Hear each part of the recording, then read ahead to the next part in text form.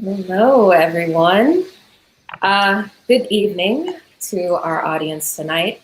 My name is Joy Norris, lead programmer for Chicago International Film Festival's Black Perspectives program in this 56th festival season. And thank you for joining us tonight for the virtual Q&A for the film All Day and a Night, hosted by the Chicago International Film Festival's Black Perspectives Committee. Additionally, we are excited to announce the lineup of this year's Black Perspectives program this Tuesday, September 22nd.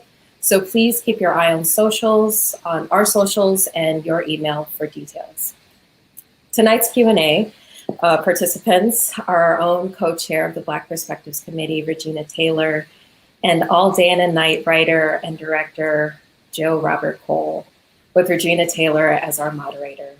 While our participants are in conversation, feel free to post questions and comments on the film in the monitored chat, and we will make sure they're included in the audience portion of the Q&A toward the end of the conversation. So now to begin. Joe Robert Cole is the award-winning writer behind Black Panther and the Emmy-nominated writer and co-producer of the TV series American Crime Story, The People versus O.J. Simpson. Regina Taylor is the NAACP Image Award and Golden Globe Award-winning actress of NBC's I'll Fly Away, and is known for her breadth of work across television and film in Lean on Me, Courage Under Fire, The Negotiator, and so much more. Thank you both again for being present tonight, and I turn the tables over to you. Enjoy. Thank you so much, Joy. And thank you for joining us, Joe. So great to see you. Good to see you too. Wanted to start with the fact that this is your first feature as a director and a writer. How did that feel, your first day on the set? It felt good. You know, I felt pretty prepared.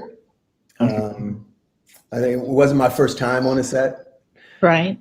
I had supervised. How is it different in that? Well, I'd supervised my People versus OJ episodes, which has some overlap in terms of the duties, and I'd spent some time on the Black Panther set with Ryan. Right. Being at the center, at the nexus of what's happening, I think was very exciting for me and thrilling for me. I had done a tremendous amount of kind of preparation and felt very, very fortunate to be joined by an incredibly talented group of people to go on the journey, right? And so I felt like we had a solid plan. I was excited, appreciative, and was ready to go, and just kind of dove right in.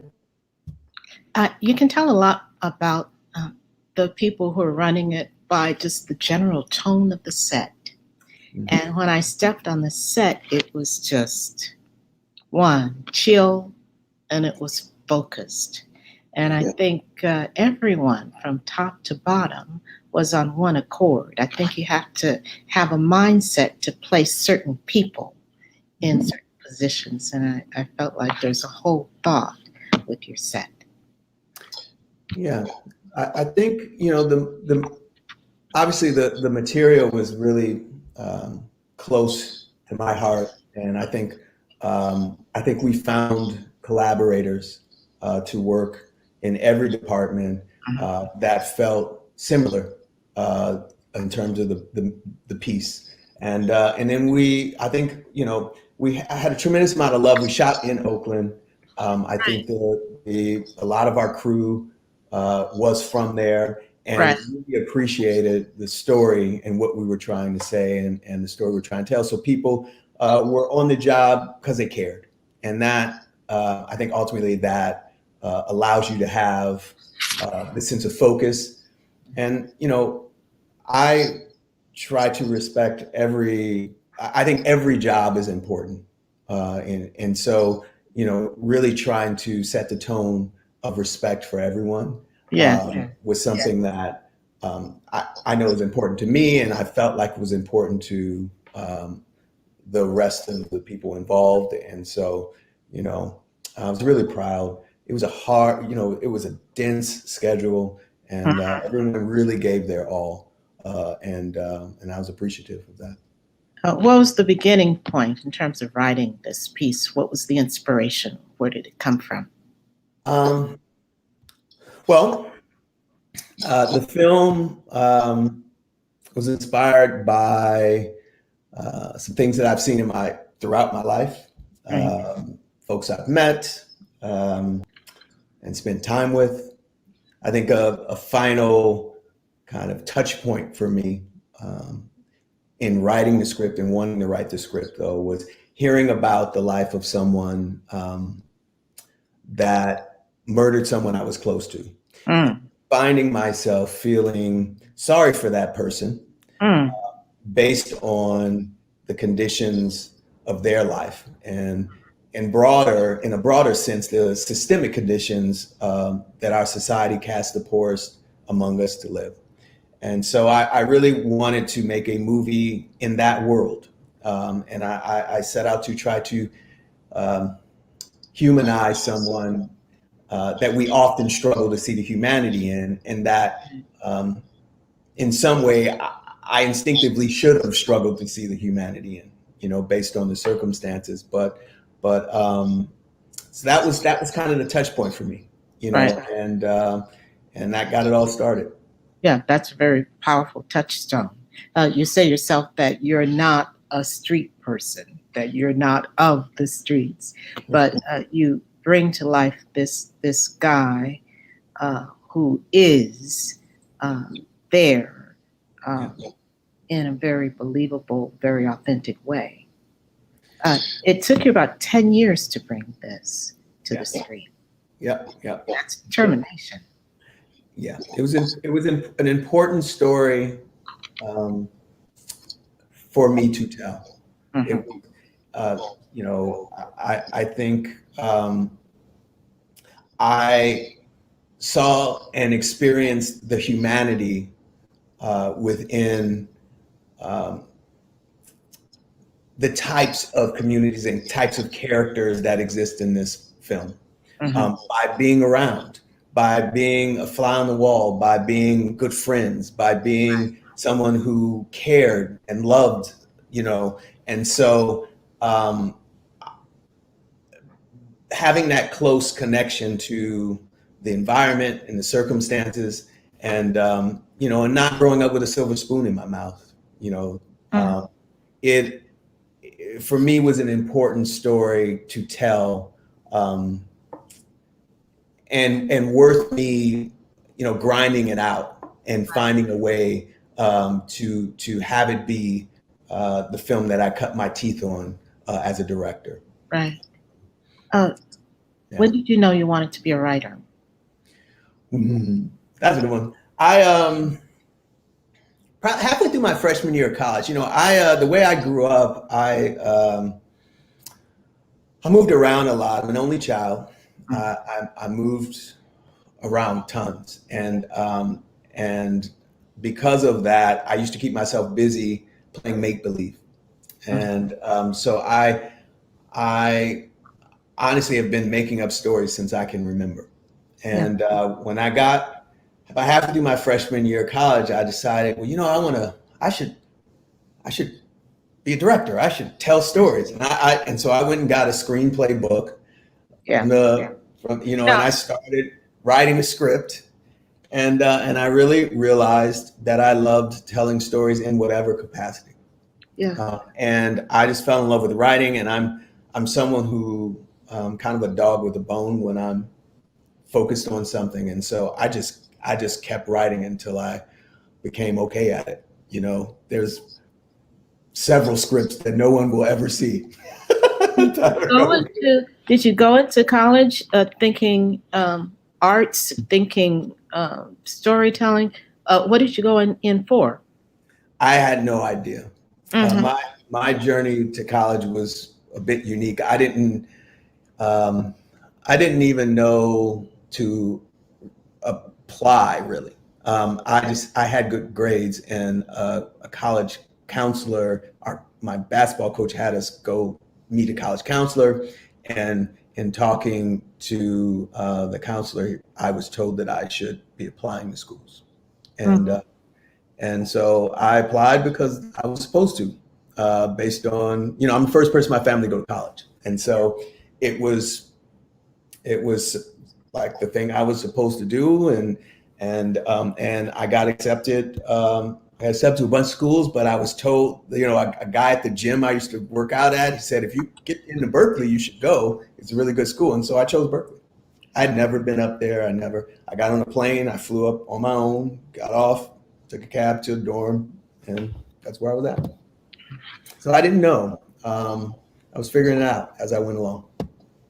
Who was that person who said, this is what you should be doing, that gave you that first affirmation? To say go to right Berkeley? Oh, the one that said to go to Berkeley? The one that said you're on the right path in terms of writing. Barry Gifford. There's a novelist. His name is Barry Gifford. He's from Berkeley. He lives there, and he's not from there, but he lived there. And I was already writing, and he. There was a screenplay class that he taught, and I rarely went, but I handed in a script at the end of the semester that he thought was really good. And we had a conversation. And I was, it's probably the third script I had written already. I was a sophomore, but to have someone who was a successful novelist and who was, whose writing I really admired.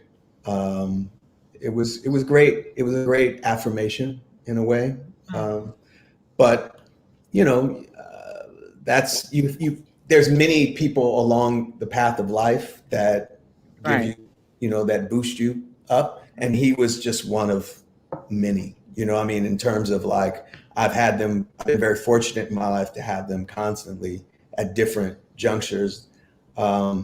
Just a bit of advice here, encouragement there, and just, to keep going. Right. Yeah. So 10 years ago, you start writing. And Black Panther hits before. Did this gave you more clout to do what you wanted to do? Not with this film, ironically. Netflix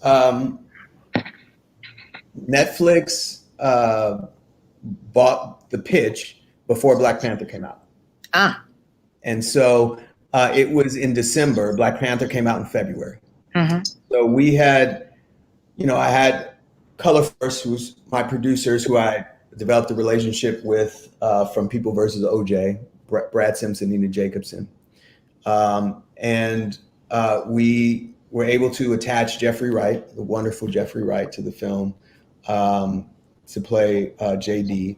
And we had been, Cindy and I had written the script as you described. And so we had been sending the script, and I'd been pitching some indie producers. What was the pitch? What was the pitch for this?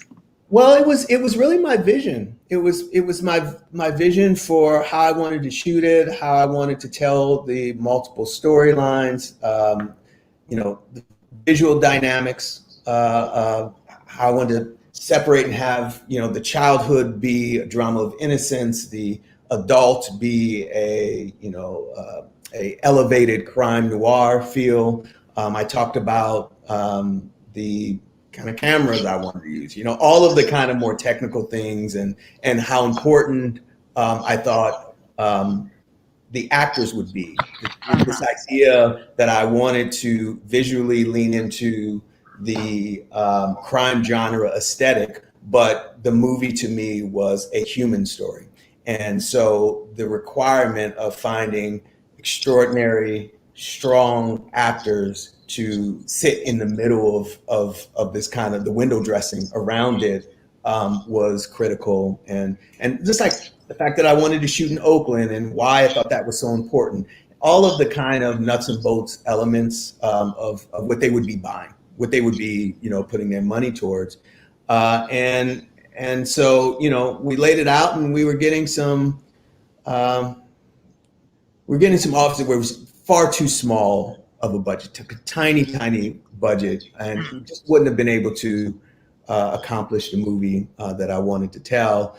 And then one of our producers, Jared Goldman, had produced a couple movies with Netflix and suggested they might be a good partner. So we did gave them the script, went in and pitched them, and in a couple days they said absolutely and gave us the budget that we.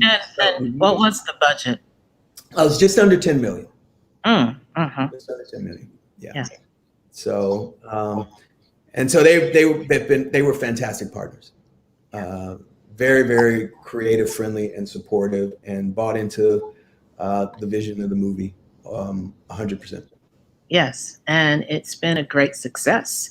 Great reviews. It's been on the top list of favorite movies of 2020.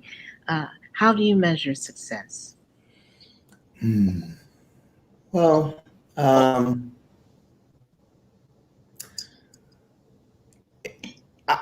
with this film, I did something that I'm really proud of. And I'm proud of the people like yourself who were involved with it and the work that they put into it. It's interesting because it's a tough movie, right? And so I knew what I was getting into in terms of putting the movie out there. For me, success was having, because I'm not on social media, I can't respond. I don't know everything. I'm not in touch with people who have actually seen the movie. So I had people sending me screenshots and things like that from the responses that were out there. And what was extremely gratifying to me and touched me was to read some of the, not necessarily, critics are great, but to read some of the responses of just people from underserved communities from all over the world, and people who weren't from underserved communities who were touched by the film, who took the journey with Ja of self-discovery and empathy, and found their way to understand and to be in touch with who he was as a human being, which was so much about, so much of what I was trying to accomplish with the movie, as you know. So I think those things are extremely gratifying for me. But you speak about some of those things. I'm not really aware of all the love that's out there. I hear it. The movie came out in the middle. The movie came out in the middle of quarantine, right? They had to cancel our Oscar qualifying run, our premiere. And our screening, we had a screening tour. So I really have not interacted with people who've seen it. So it's kind of weird, right? Well, it's touched people across the board and across the globe. It's had a great impact. I think you should be real proud. Thank you. Now, we see in this piece, we are following an anti-hero, and that is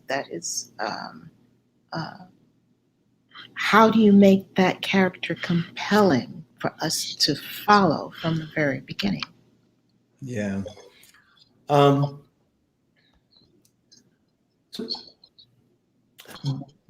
Based on your life experience, you bring a point of view on many things to a film like this. Point of view on race, point of view on poverty, crime, point of view on African American experience, slavery, all of those things, prison system, violence, all of it. Yeah. You bring all of that in, which you come away with a lot of times is largely what is affected by your feelings going in. I think my film exposes those feelings because of who the protagonist is. and it forces a viewer to grapple with them throughout. Now some people might not like that, and some people love it, right?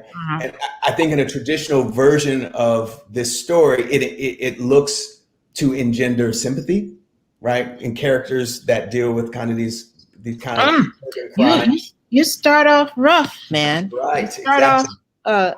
The guy shoots a couple from Right. the very beginning. It's not a whodunit. It's a why done it, right? Why done? Yes. Yes, and that idea, most films in this that deal with this world are trying to get sympathy right away. They find and they have a tragic ending to kind of hit home that point. So the journey of those movies, the journey of those movies, oftentimes is someone gets pulled in. There's tragedy. If only they hadn't, if only they hadn't been pulled, by some darker influence. Right. What I attempt to do is to create a journey of empathy. Mm-hmm. And so I wanted to show an unflinching kind of window into this character's experience, the kind of shock and emotion of violence, the suffocating feeling of hopelessness, all the little tiny cuts. So by design, I avoid all of the things to make him into, he doesn't save the neighbor's cat. I'm not trying to make a good guy. Right. You're not glorifying the thug. No, not at all. You're not romanticizing him at all. Yes. Yeah. That's not the goal. So I guess my attempt is to put the audience in his shoes in that way. And so I think that if you take that journey, that makes this character different and compelling. And so that's my long-winded answer to that question. But I think that's, I set out to humanize someone we don't often, or that we struggle to see the humanity in. And I try to put you in that person's shoes to get you there. Yeah. At the top of the show, we see him rapping to himself. Yeah. He's creating his music, creating his words, creating himself in that moment with his own voice. Then as we go along, following the story, that's what he wants to be. We see the artist in this young man.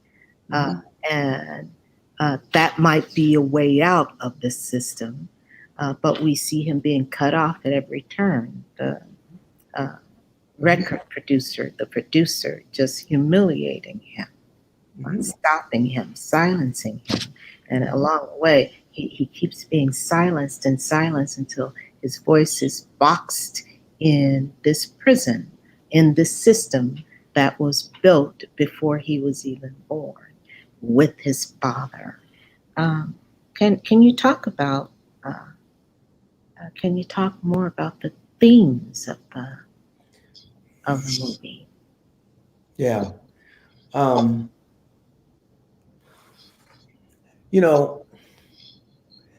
It's funny. I touch on a lot of different. I try to touch on a lot of different things that deal with the journey of a character like Ja. Mm-hmm. Yeah. I was less trying to convey a message with the film than I was trying to paint a portrait of a life through a lens that we don't instinctively consider. Mm-hmm. The film obviously speaks to the systemic failures of society when it comes to underserved communities.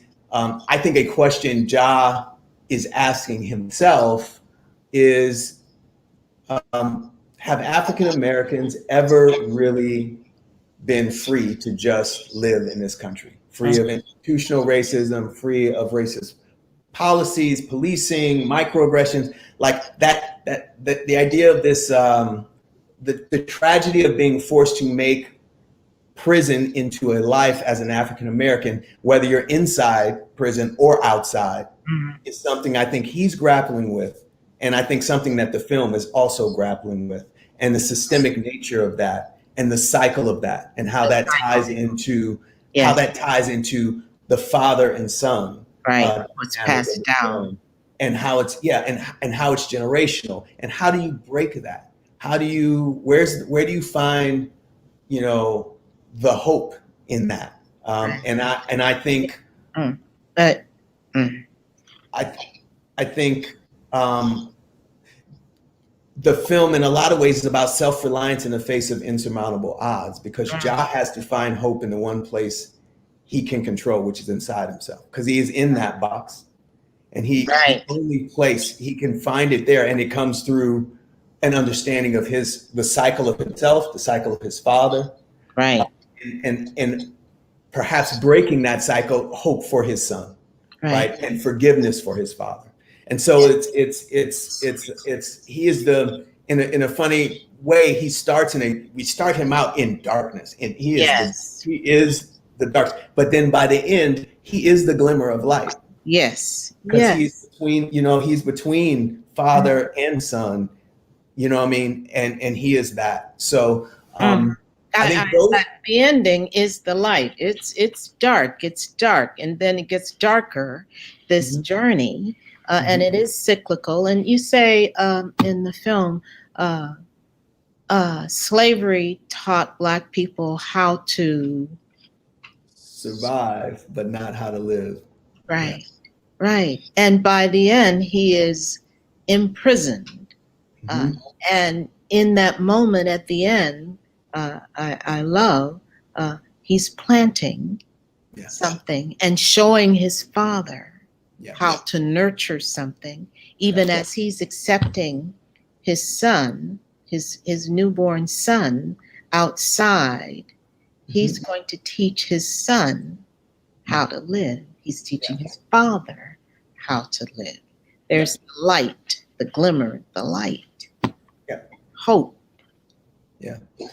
You know, the end was interesting because I appreciate you saying that. I didn't want, the film is so tough, you don't want to try to wrap it up with a bow and not make it. It's not wrapped up with a bow, definitely. Yeah. So, but to find that hope there, yes, because that is the human spirit, right? That is what we have. So to find that, the balance of that was, you know, what we were going for.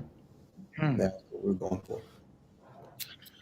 What was the process of storyboarding for this piece? And then I'd like for you to talk about that opening sequence.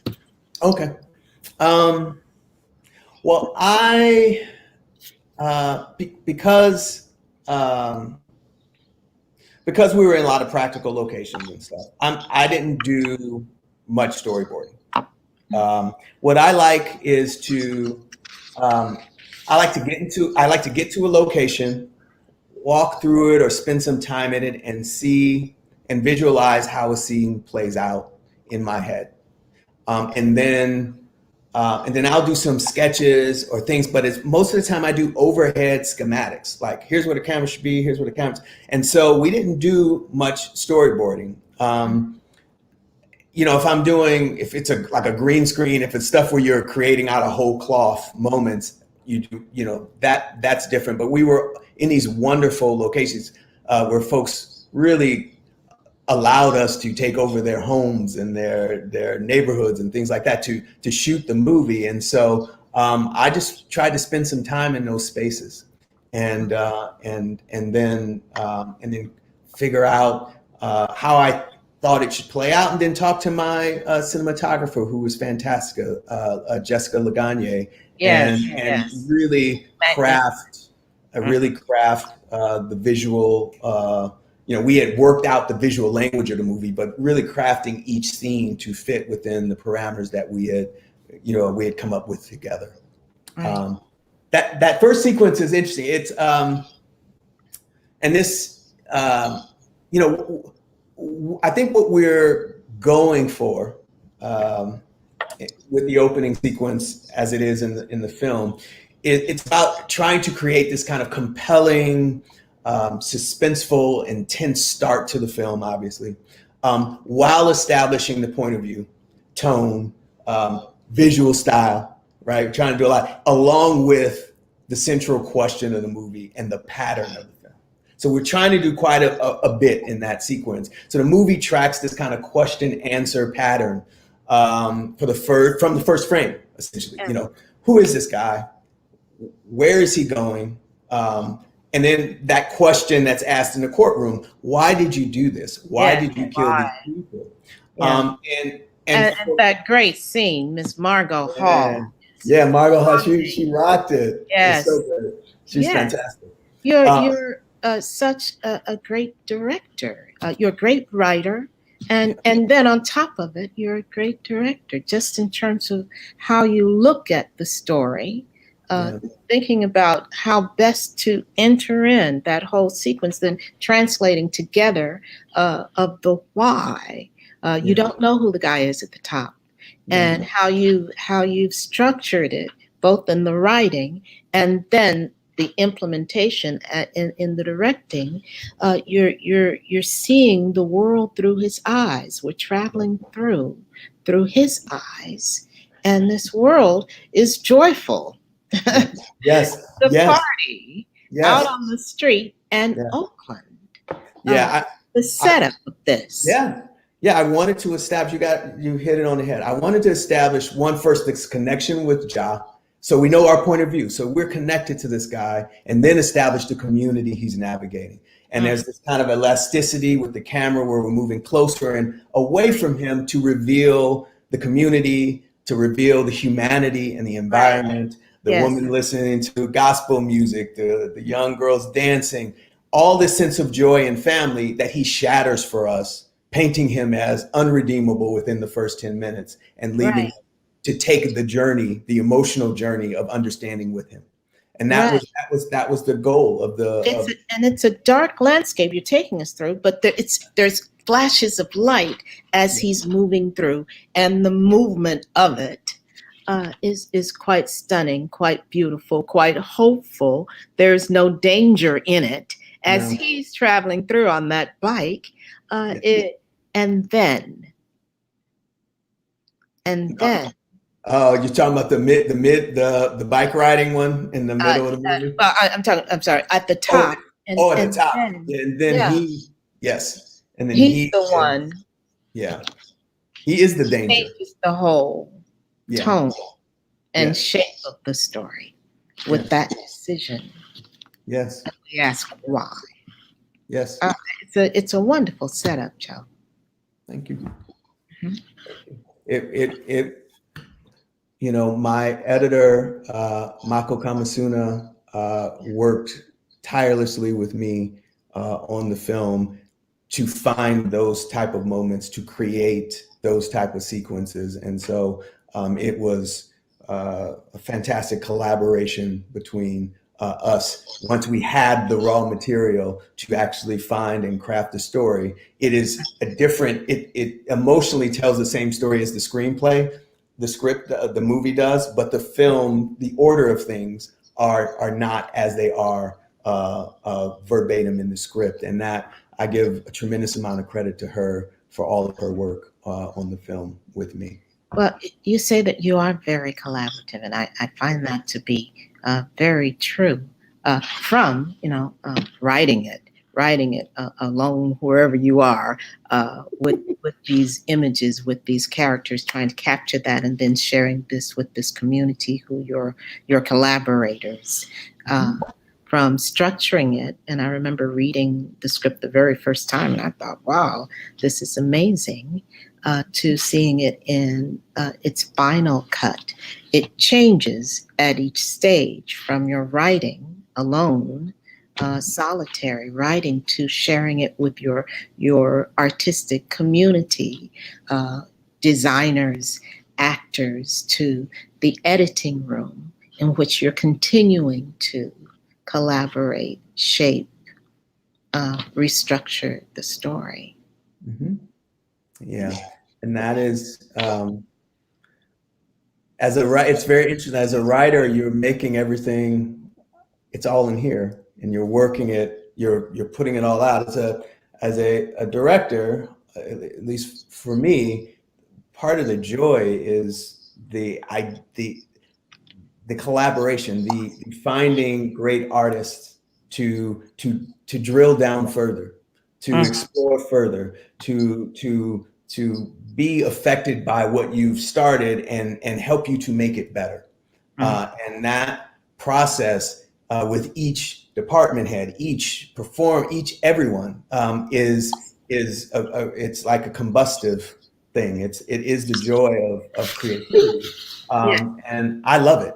And I'm an introvert, but then when I'm directing, I'm an extrovert. Like, so because I can be in a room for long periods of time by myself writing, but there's just something magical about creating in a collaborative fashion Yes. that I love.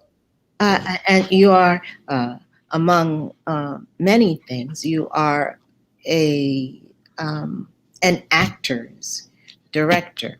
Uh, all the actors loved you, including me. And I took a look at your notebook one day, your notes, and I was like, they're very meticulous. Yeah. It's very, you had uh, you had thought out every version of what, every facet of, every kind of take you could ask of the actor. Yeah. You had already thought it through so thoroughly. I was like, wow. And then you get to the set. You do give some of those notes, and then you allow the freedom. Then you give the direction, and you allow the movement of the actor to accept, receive what you've offered, and then mesh that with what they bring. You allow that, and then there's that growth, that expansion. It's really, it's liberating, and I think that's why you get such great performances from great actors, from Jeffrey Wright, from Ashton, to just across the board. The allowing of exploration and being, and just the whole setup of the chillness of you can be here and take chances and be yourself is why you get such great performances, sir. Thank you for saying that. I really appreciate that. I really do. That's the hope. That's the hope, is that that you can make an environment where people feel safe. Yes. And liberated, and know what, for me, if I know what the reason I think I'm try to be so detailed is I like to know what I'm trying to get out of a scene. What is a scene? What is it about? Why is it there? Why do how do the characters fit in? And then once I know that, then I can get out of the way, because then a more instinctive, organic process can create the magic, because I don't need to, I'm not worried that I don't understand what I'm working on, right? And so it's really kind of doing that work to, if I'm needed, I can be helpful. But one of the joys of working on our film was that it was such a talented group of actors. The magic, you give a few words, and then if I get out of the way, then that's when the magic happens. And that is a testament to all of you as well. So yeah, but I appreciate you saying that. That makes me happy. Yeah. What was the most difficult part of shooting? I think that's that's tough for me, because I love being on set and I love shooting. But I think I think it's harder for me. It gets harder for me if I'm not solid on what it is that I want out of a scene, right? So sometimes you don't totally know.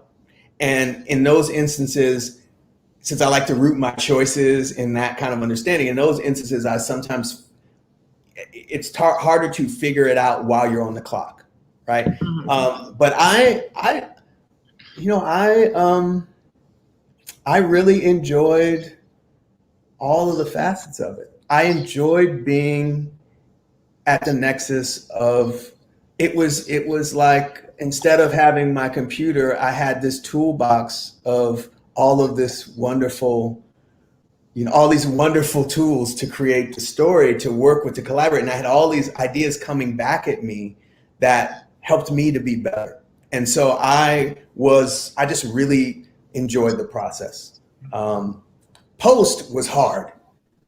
Because I had, post, I did not have, that was probably the hardest part of the film, because we had to reimagine how to tell the story, because some of what worked on the page, because you had the context of words, was not translating the same way. And so really trying to get in and find that was new for me. It was very new and a challenge. That I feel like we met, but it was definitely the value of having a strong editor and someone that is a great collaborator in that role was very much so impressed upon me with this film. So here we are, months later, COVID-19, social unrest. What are the challenges that we're facing as an industry? Challenges to continue to tell stories from this moment and beyond this moment?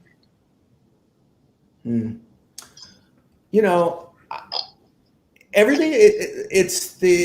I think the existential challenge that we face is fear, the fear of the unknown.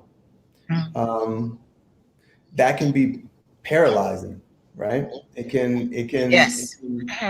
It can cause depression. It can cause like all these things that if you're, I think, any capacity in the world, but if you're talking about specifically filmmaking or television, the creative spirit is, there's a sense of unknown out there that you don't know. Will things open up? How will they open up? How safe will they be? What is the market landscape? What do people, all of those things are, there is no resolution to it. And in the broader sense of the world, all of those things translate to any profession, any facet. So I think in that way, we're all in that kind of limbo, trying to make a life out of this, trying to stay grounded, trying to stay rooted, trying to find those moments of joy in this. I think, I was saying to you earlier, I feel torn because I'm fortunate as a writer. I've been busy, I've been able to work, but the world is going through what it's going through, and so it feels very surreal. Yes.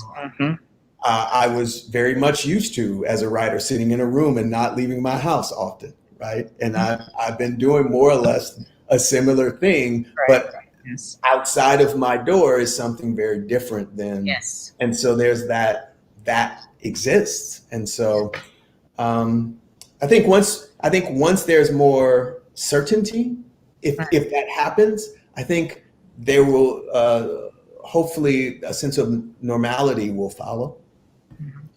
Some sense of that.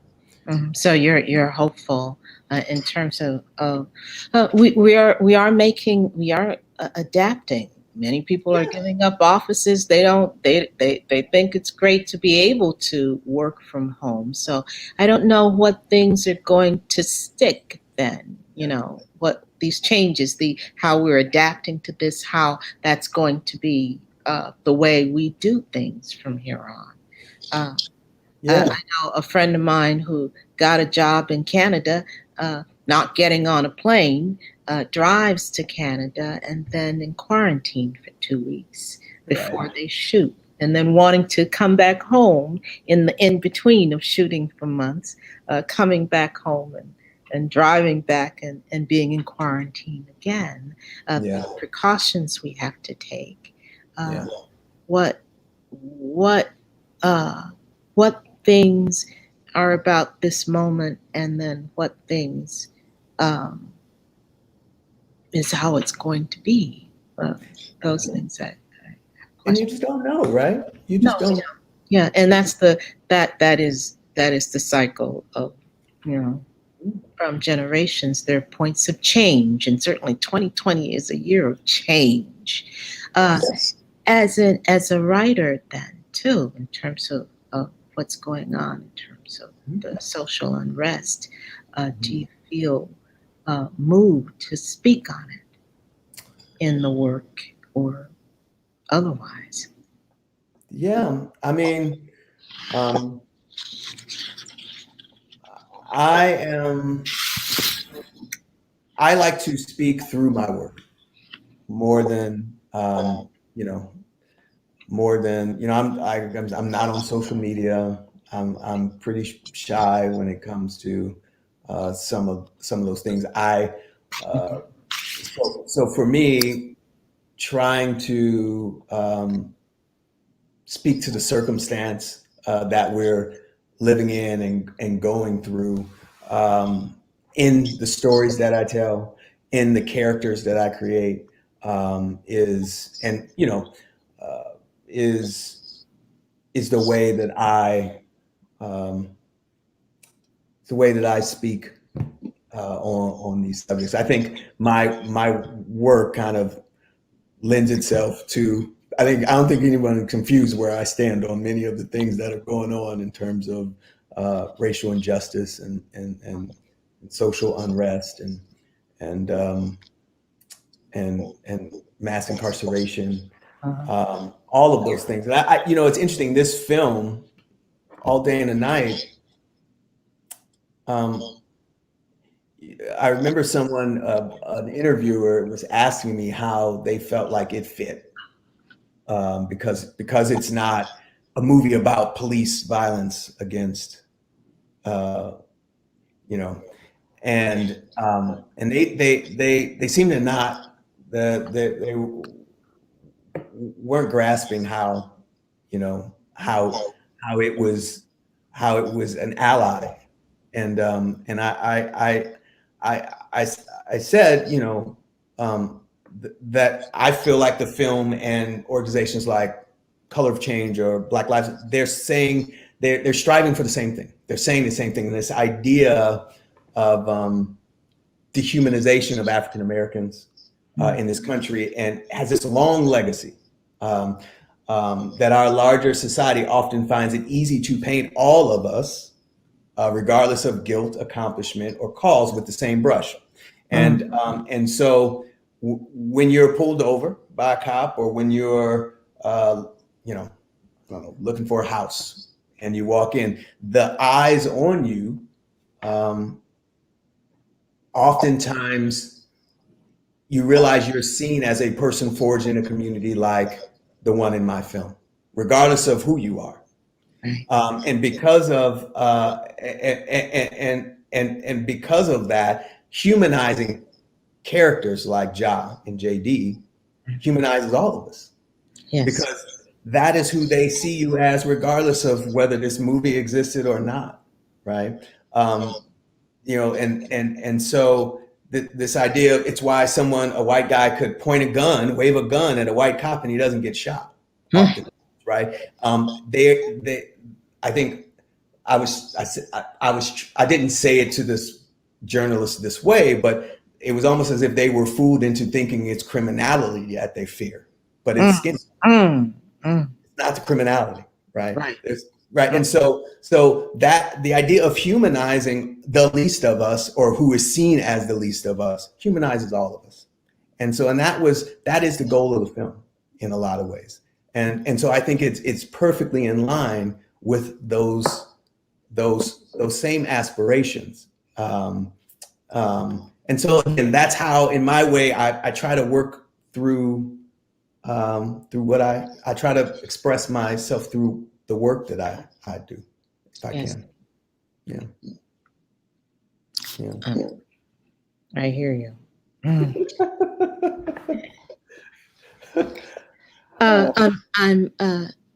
I'm going to go to some comments from the audience. Yeah. see what we got here. Yes. How do you view the film's significance in light of the events of 2020? That. And how do you place this film? How would you place this film in terms of the context of,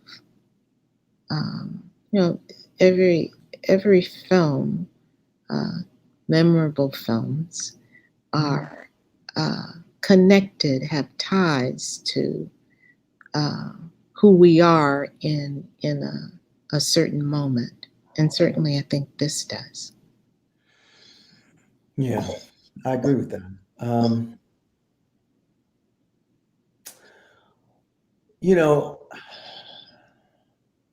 If you think about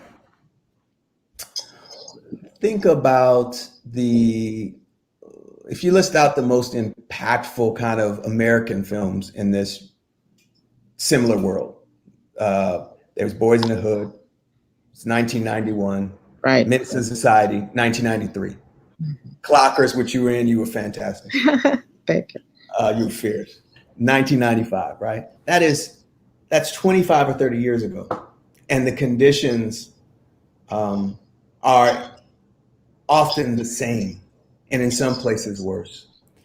And so it's interesting that, we're in this time when there's a rightful desire for much more aspirational. I mean, I was part of Black Panther. I understand this aspirational desire for images that are much more aspirational in terms of African Americans and community. But I think this film fits in a place where you say, but we cannot forget that these communities are largely existing on an island, and there's so much that happens in our world that there needs to be you need to be focused on it to actually act on something. And it is easy for us to forget about the circumstances of the least of us in that way and pretend it's not there. And so I feel like the film fits in that slot. It's like, this is real. This is happening. I told someone they were they had an issue with the depiction of the lifestyle and so on, and I told them I had no problem with that. The only problem I would ever have is someone calls it a stereotype, because the individuals that inspired the film are real people, and they weren't stereotypes at all, and the movie is set in a real world circumstance, right. Yes, and authentic, uh-huh. and their story is worthy of being told. Absolutely. And that's the thing, Well, I want to add too, if we're talking about the context of 2020, and we have been, things have fallen down in this year. Darkness has descended, and we are looking for glimmers of light. This character journeying through this darkness, sometimes darkness of his own making, and otherwise. That's where we are, isn't it? And it is, again, that message of how do we survive? How do we not only survive? How do we make a way? And even within the containment of 2020, how do we live? As you were talking about people being depressed, people are losing their jobs, people are losing things along the way. That's what we see in this journey too. That's amazing that you laid that out. Absolutely, yes. That's how it strikes me.